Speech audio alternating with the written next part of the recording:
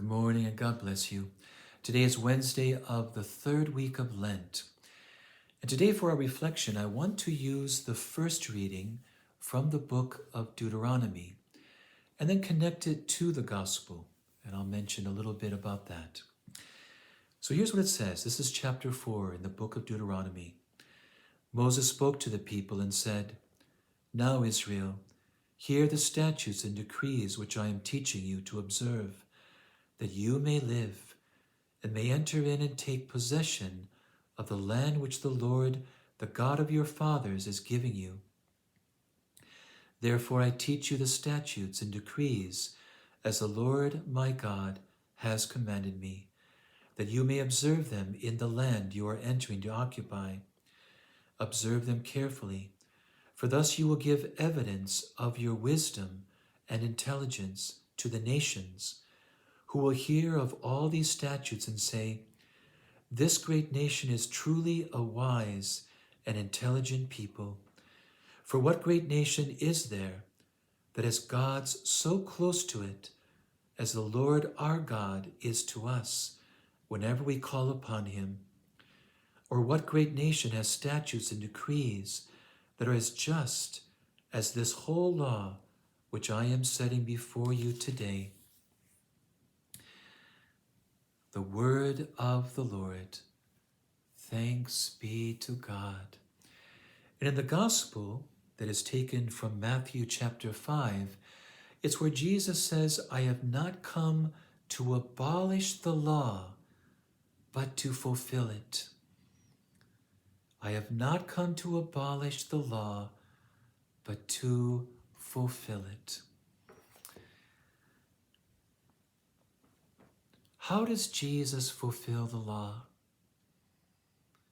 Does he not fulfill it by how he reveals through his human nature that he assumed, that human nature that is like ours in everything but sin, how he lived this communion with the Father in and through his humanity, how he lived this intimacy with the Father, how he joyfully embraced and lived out the will of the Father, revealing that the purpose of the law is not a moral exercise of moral strength so we can flex our spiritual muscles and pat ourselves on the back to see in terms of how good we are, but rather that the law serves something far better,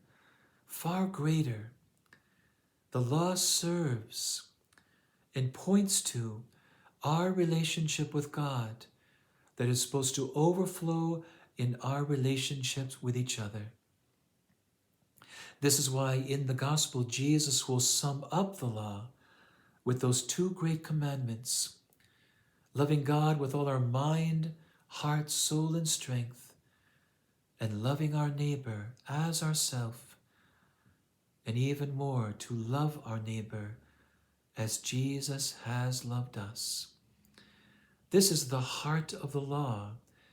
And Jesus, in his humanity, he embodied this. He showed us what it looks like, how we are to live it out in a concrete way. And so this reminds me of an experience I had when I was younger, when I was both just coming to the moment of conversion and in the few years after that. We had some friends of our family. It was a couple that lived in Prescott there. And before my conversion, we would spend time with them. We would go over to their house. But I noticed there was something about them that was different. The way that they related to each other, the way that they spoke.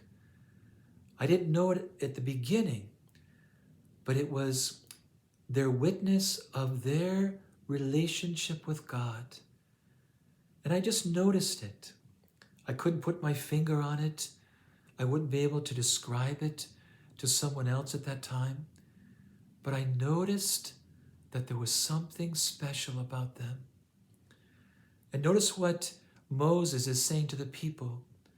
If you live out this law, people will notice.